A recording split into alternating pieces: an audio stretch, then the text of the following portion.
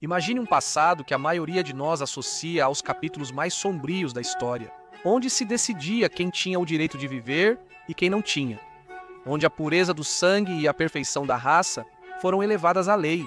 Você pode pensar, foi a era do nazismo, isso não se repetirá. A história costuma se repetir, não igual, mas de formas diferentes. Agora preste atenção, porque até na América de hoje há vozes que falam sobre genes bons e ruins, que os fortes sobrevivem e os fracos não têm sorte. Isso não é propaganda dos anos 40, mas palavras recentes de pessoas no topo do poder. E se eu te dissesse que os críticos de suas ações usam um termo assustador, eugenia suave. Não são esterilizações abertas nem câmaras de gás, mas uma pressão invisível capaz de mudar toda a sociedade. Agora preste atenção, porque é aqui que começa a história que vai conectar o passado e o presente de um jeito que vai te arrepiar. Bem-vindo ao Além das Fronteiras, onde mostramos conexões ocultas, jogos de poder e conflitos que moldam o mundo. O que é eugenia? Eu acredito que a América sofre hoje porque pessoas com genes ruins estão entrando pelas nossas fronteiras. Donald Trump afirmou que assassinos e pessoas violentas são geneticamente predispostas a destruir nossa sociedade. Se pensasse que isso é uma frase de Adolf Hitler, não estaria errado. Preste atenção. Essas ideias demoraram a chegar aos nazistas, pois tudo começou nos Estados Unidos. Eugênia significava decidir quem tem o direito de viver e quem não tem.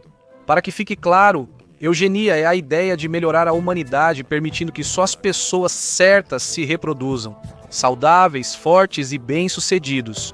Já os inadequados, doentes, pobres e fracos devem ser impedidos disso. Parece um experimento maluco, mas quando isso foi uma política oficial? No início do século XX, cientistas e políticos americanos discutiam seriamente sobre como impedir a propagação de genes ruins. Esterilizavam pessoas com deficiência mental e proibiam casamentos considerados inadequados.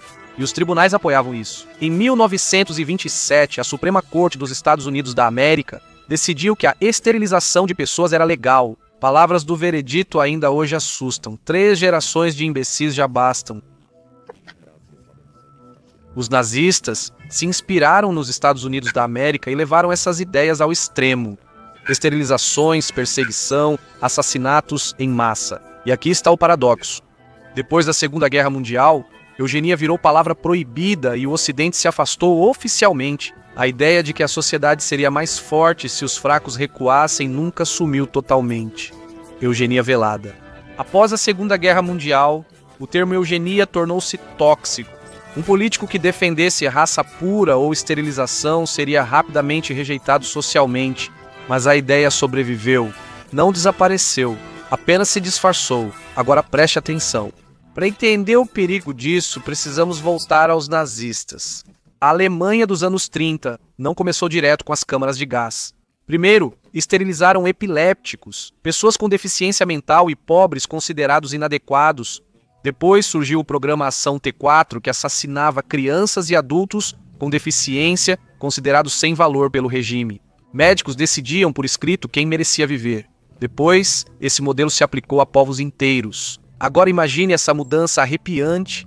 Tudo começa com o argumento de que precisamos proteger a sociedade de genes fracos. Mas mesmo depois de 1945, o princípio de que a sociedade deveria favorecer os fortes e deixar os fracos morrerem não desapareceu completamente.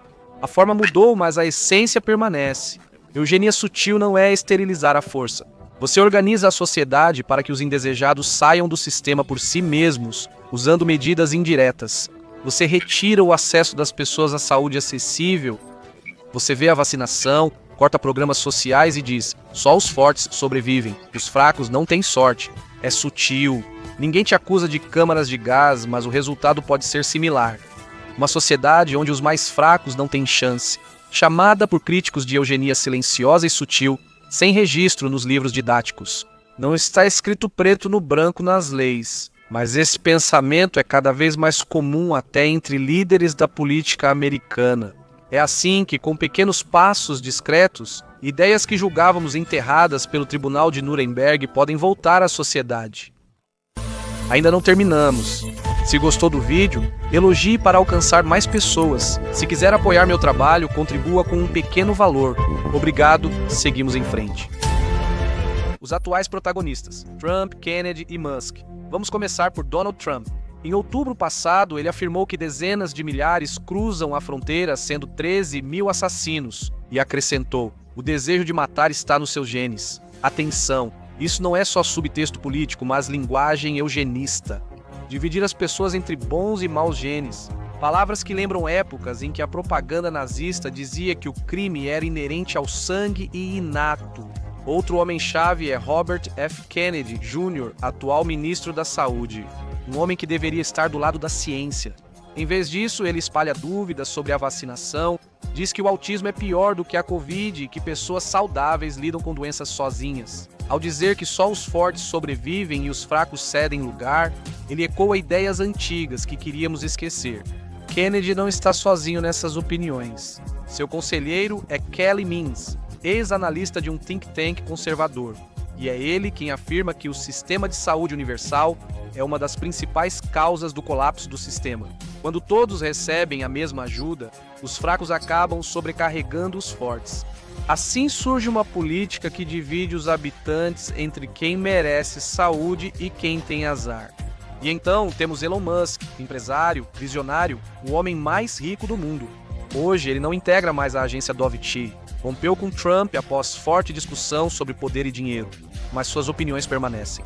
Musk há anos defende que pessoas inteligentes e fortes tenham mais filhos, e ele age de acordo. Ele tem mais de 10 filhos biológicos e apoia ativamente a ideia de que a inteligência deve se multiplicar. Musk alertou que, sem famílias grandes de pessoas inteligentes, a humanidade ficará mais burra e a civilização colapsará. Isso soa quase como uma versão moderna de um manifesto eugenista. Não é extermínio, mas transmitir genes e deixar os mal-sucedidos sumirem. Sua influência chegou à política. Durante seu tempo no Dovich, ele apoiou cortes em programas estrangeiros que salvavam vidas nas partes mais pobres do mundo. Ajuda a gestantes, vacinação contra a malária e prevenção do vírus da imunodeficiência humana foram interrompidas ou fortemente restringidas. Mesmo fora da administração, sua visão pronatalista e a ideia de que as elites devem garantir a continuidade de seus genes seguem como legado forte. Trump, Kennedy e Musk. 3 nomes, 3 vozes, unidas por um tom perigoso. Um tom que lembra ideias que acreditávamos estar mortas para sempre. 3 pilares de uma eugenia sutil. Para entender como a eugenia sutil se torna realidade, devemos analisar seus 3 pilares. 3 pedras fundamentais que hoje sustentam a política da era Trump. Primeiro pilar, saúde e responsabilidade pessoal, Roberto F. Kennedy Jr. O ministro da Saúde diz que os americanos não precisam de vacinações em massa nem de programas extensivos. Basta, segundo ele, remover as toxinas dos alimentos, exercitar-se mais e as doenças desaparecerão. Agora preste atenção. Segundo Kennedy, só pessoas fracas têm doenças da civilização. Ele disse que o autismo é pior que a Covid, pois esta só mata idosos e debilitados. Ele chama as vacinas de problema, não solução. Sua lógica é simples e assustadora. Só os fortes sobrevivem, os fracos caem. E o Estado não vai mais impedir isso. O segundo pilar, autismo e inteligência. Elon Musk. Mesmo fora do governo, sua visão permanece. Ele acha que o futuro do mundo depende de pessoas inteligentes terem muitos filhos. Ele mesmo tem mais de 10. Ele sempre diz que se os inteligentes não tiverem filhos, a civilização colapsa. Parece uma ideia quase inocente. Quem não gostaria que nascessem mais crianças? Mas a pergunta oculta é perigosa. Quem vai decidir quem é inteligente e o que acontece com os outros? Esta é uma versão moderna de uma ideia antiga.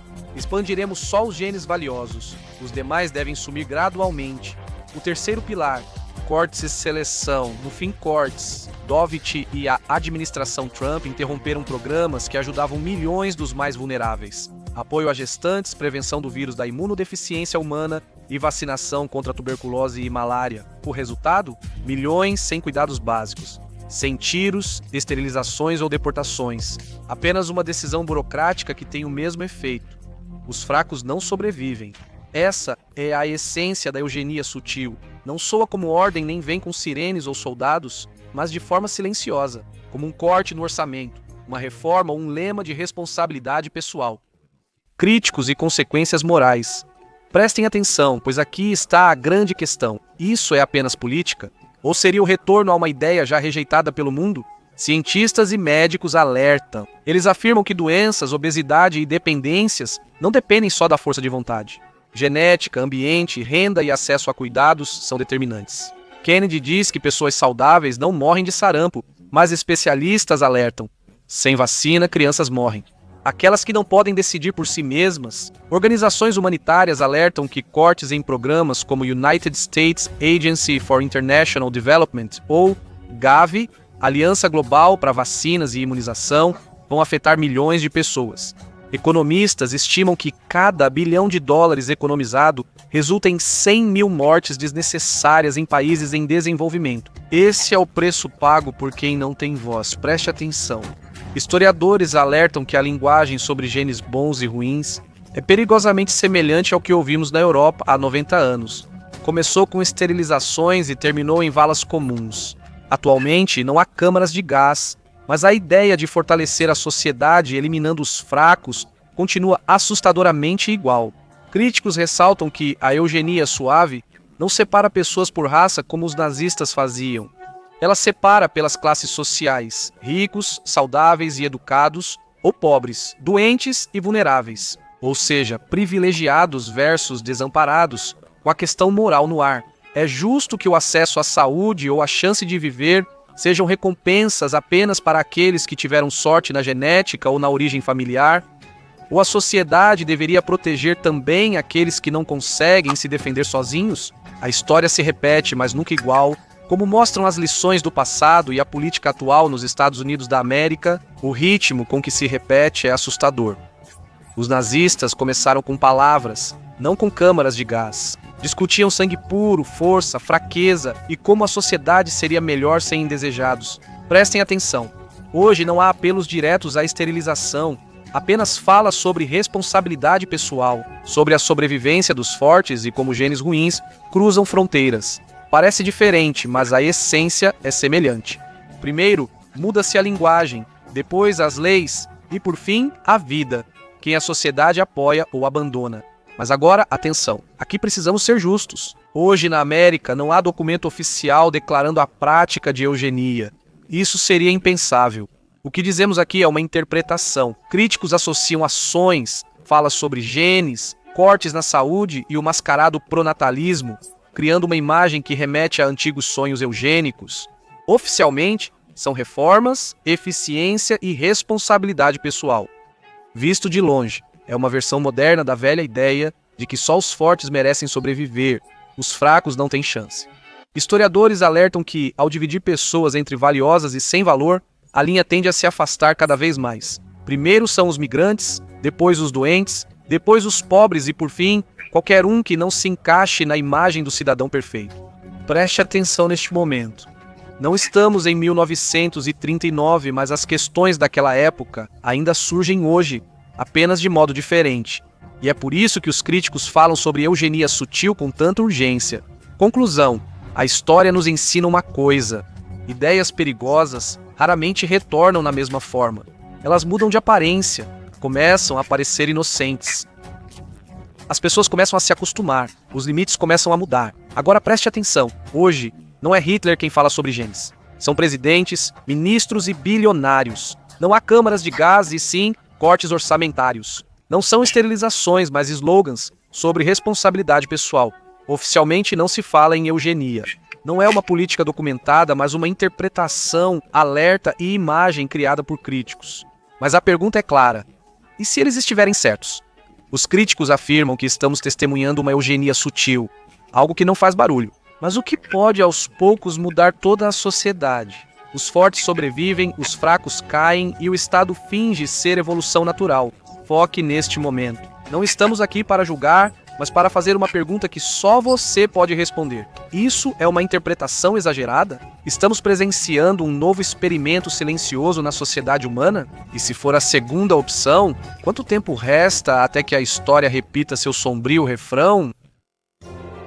Se você gostou do vídeo, ficarei grato por um like e não se esqueça de se inscrever para não perder os próximos vídeos nos quais estou trabalhando. Você pode apoiar meu trabalho através de agradecimentos E se quiser que o vídeo chegue a mais pessoas, clique em recomendar. Eu agradeço muito.